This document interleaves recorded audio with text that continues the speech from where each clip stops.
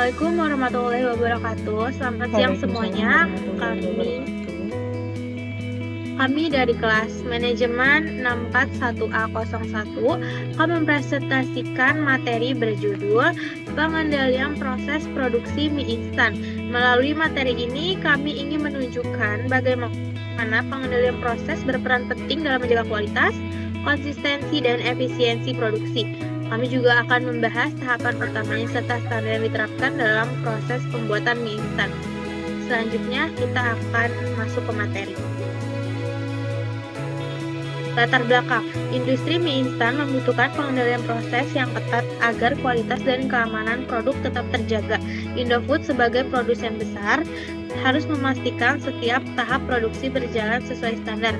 Tahap penggorengan dan pengemasan menjadi fokus karena sangat mempengaruhi tekstur mie, penyerapan minyak, dan kekuatan kemasan. Melalui analisis standar, KPI, dan evaluasi data, perusahaan dapat mengetahui penyimpangan proses dan menentukan perbaikan yang diperlukan. Nah, tujuan analisisnya di sini ada 4. Yang pertama, mengidentifikasi standar operasi. Yang kedua, menentukan KPI dan target. Yang ketiga, membandingkan data aktual versus standar. Dan yang terakhir, menentukan akar masalah dan solusi perbaikan. Akan lanjut sama teman saya. Ada tahap proses produksi mie instan. Yang pertama ada mixing, pencampuran tepung dan bahan tambahan menjadi adonan. Lalu ada steaming, adonan dikukus untuk membentuk lembaran mie. Yang ketiga itu cutting, adonan dipotong menjadi bentuk mie. Lalu frying, mie digoreng untuk mengurangi kadar air dan membentuk tekstur. Lalu cooling, mie didinginkan agar lebih stabil.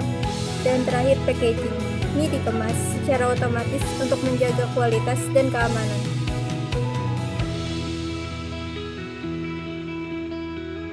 Lalu pada standar proses penggorengan. Yang pertama, suhu minyak dijaga pada 150 sampai 160 derajat Celcius untuk menjaga kematangan merata. Lalu kedua, oil uptake ideal 20 sampai 22% agar tidak terlalu berminyak.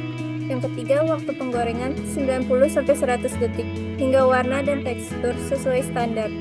Selanjutnya yaitu ada standar proses kemasan, yaitu ada 3. Yang pertama, kecepatan mesin mencapai 90 pack per menit untuk efisiensi produksi. Yang kedua yaitu ada seal strike minimal kurang lebih dari 85% guna memastikan kemasan tetap rapat dan aman. Yang ketiga yaitu ada tingkat kesalahan label dijaga kurang dari 1% agar kualitas tetap konsisten. Selanjutnya, KPI yang diukur. Yang pertama yaitu ada defect rate kurang dari 1,5% untuk memastikan produk tetap sesuai standar kualitas. Yang kedua yaitu ada output kurang dari 5.000 pack per jamnya sebagai target kapasitas produksi. Yang ketiga yaitu ada downtime kurang dari 30 menit per hari agar proses tetap berjalan efisien. Yang keempat yaitu ada seal strike kurang lebih dari 85% untuk menjaga kekuatan dan keamanan kemasan.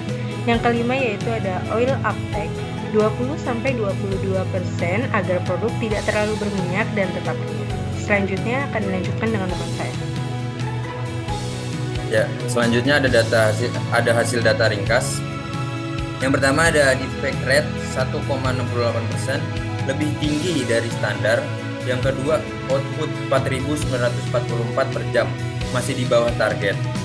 Yang ketiga ada downtime 31,4 menit, melebihi batas. Yang keempat ada seal strength 84,8%, sedikit lebih rendah dari standar. Yang kelima, oil uptake 22,4%, di atas batas ideal.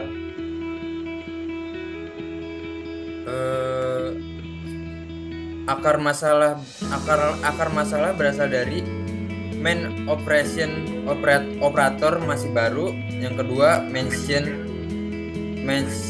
heater pada mesin packing mulai aus.